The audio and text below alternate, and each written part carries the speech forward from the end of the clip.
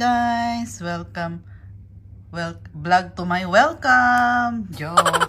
Okay guys. As a YouTuber, part ng ating content sa YouTube ay ang mag-livestream. So, it's a must na bumili ng magandang microphone. Kasi napansin ko sa mga live ko na ang pangit pala ng tunog ng mic ko. Pangit na nga yung boses ko, pangit pa yung mic ko. O, divine. So, kailangan naman, kahit pa paano, maganda yung mic. Baka sakaling mag-ala Mariah Carey yung ano natin, yung boses. So, naipunan na ako ng unboxing. Isa na naman to sa isasama ko sa i-unbox ko. At ngayon, umorder ako ng microphone sa Amazon. Ito ay ni-research ko pa. Alam nyo ba na kasi wala akong budget, wala akong pera. Namili talaga ako nung cheap or affordable. Hindi cheap.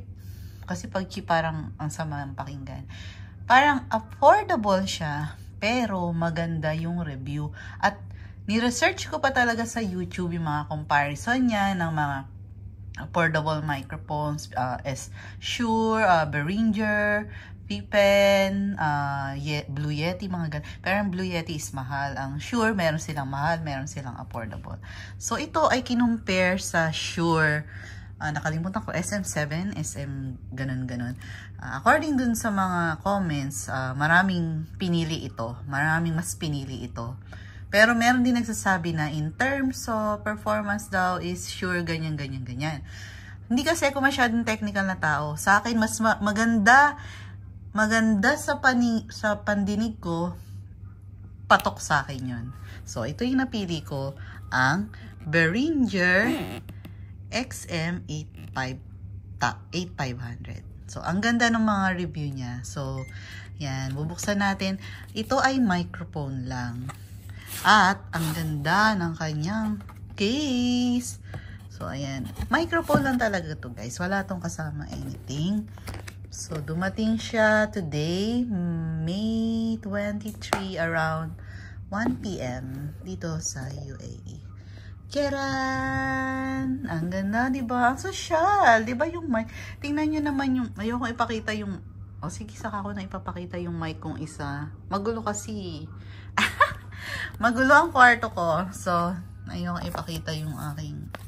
So, meron lang siyang napaka-simpleng dokumento para makita lang yung kanyang DBN bolts. So, parang quality certificate. So, ito lang siya, guys.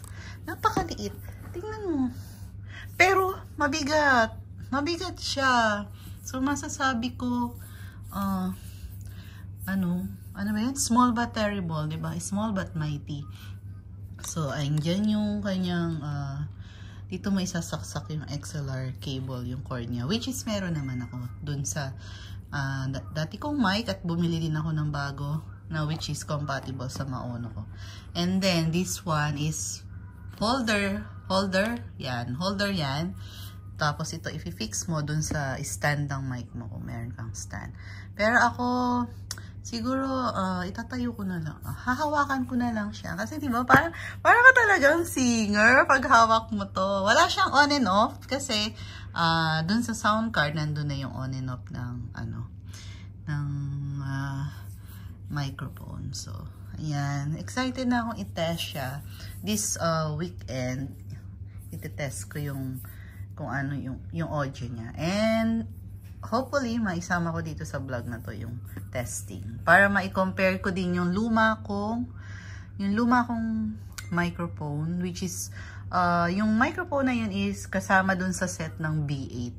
So, tingnan na lang natin kung maganda talaga to. Pero, based on sa mga reviews sa YouTube, maganda daw to. And, it's only 109 dirhams.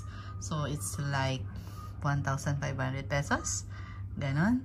Pero actually, merong mga tig na 99, 89 sa ibang site. Pero kasi trusted ko na yung Amazon. And pag hindi sila gumagana, pwede mo ipamalit. And they will exchange it with a really new one. With brand new Hindi yung gagawin lang nila tapos ibabalik sa iyo. No, they will give you a brand new item. So Ultra Voice Behringer. Behringer is a trusted brand na rin sa sa audio, no, sa mga audio accessories, mga instruments, ayan. And this is their microphone. Pinaka-affordable na model ng microphone from Behringer. Ayan, yan lang. At after this, makikita nyo yung